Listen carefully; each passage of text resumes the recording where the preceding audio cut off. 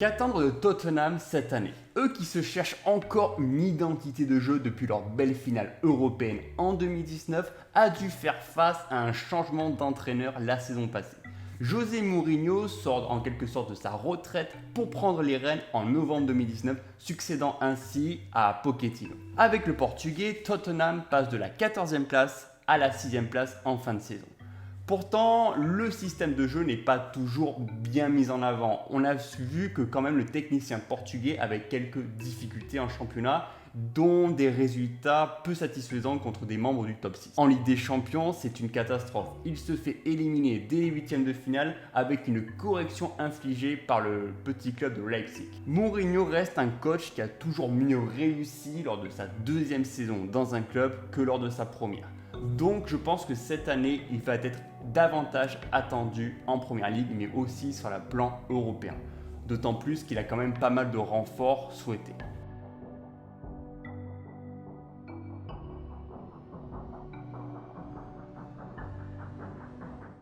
On n'attendait pas forcément des transferts et finalement tout s'est accéléré la semaine précédente. D'abord, il y a eu le transfert de l'arrière droit Matt Doherty en provenance des Wolverhampton pour 17 millions d'euros et qui va donc concurrencer l'Ivoirien Serge Aurier sur ce côté-là.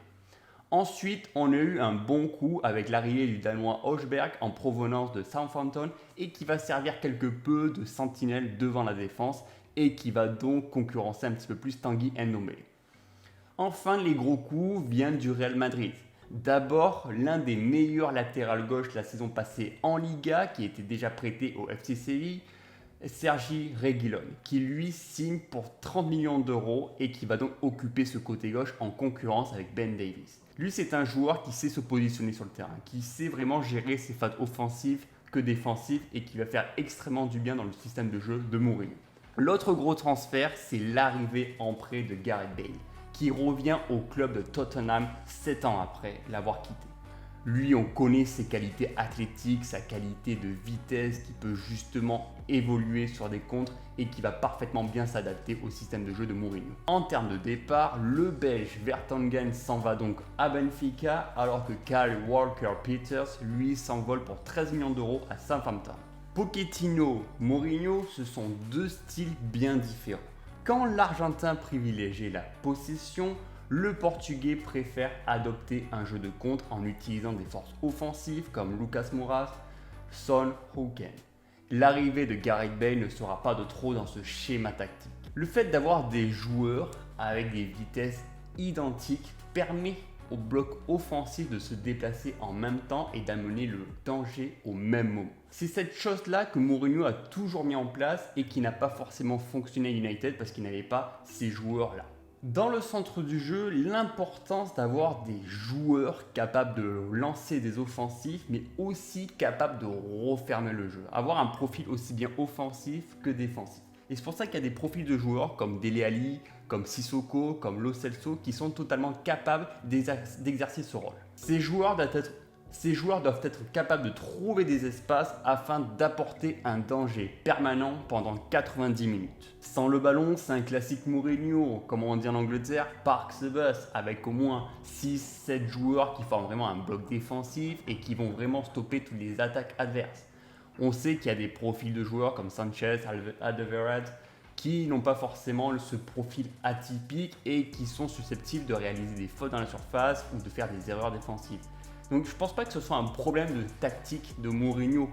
Ce parc de bus, c'est quelque chose qui a bien fonctionné dans les années précédentes. Mais avec Tottenham, je pense que c'est plutôt le problème des joueurs qui n'arrivent pas toujours à rester leur concentration pendant 90 minutes. C'est à Mourinho en tant que manager d'essayer d'améliorer la situation et de faire comprendre les aspects défensifs à ses joueurs. Alors le joueur à suivre cette année côté Spurs, c'est bien entendu Sa Majesté Harry Kane. Lui, on veut vraiment qu'il fasse une saison complète, sans blessure. On sait que ça l'a beaucoup pénalisé lors des 2 dernières années. Il a cruellement manqué à Tottenham l'an passé. C'est vraiment un joueur qui est capable aussi bien de marquer des buts de la tête que du pied droit, que du pied gauche, mais il est aussi capable d'avoir une vision du jeu qui va vraiment le relancer ses coéquipiers dans la surface. Il est vraiment capable de lancer les contres et il peut vraiment se créer pas mal d'occasions. Ça va vraiment être le top joueur à suivre et on espère vraiment une saison à 20-25 buts en première ligue. Pour conclure, je dirais qu'il est difficile de savoir comment Tottenham va se comporter cette saison. Est-ce que le système de jeu employé par Mourinho sera vraiment performant tout au long de la saison? On a vu lors du premier match contre Everton quelques limites. On a vu des joueurs qui n'avaient pas forcément l'envie, la détermination d'aller chercher au moins un match nul.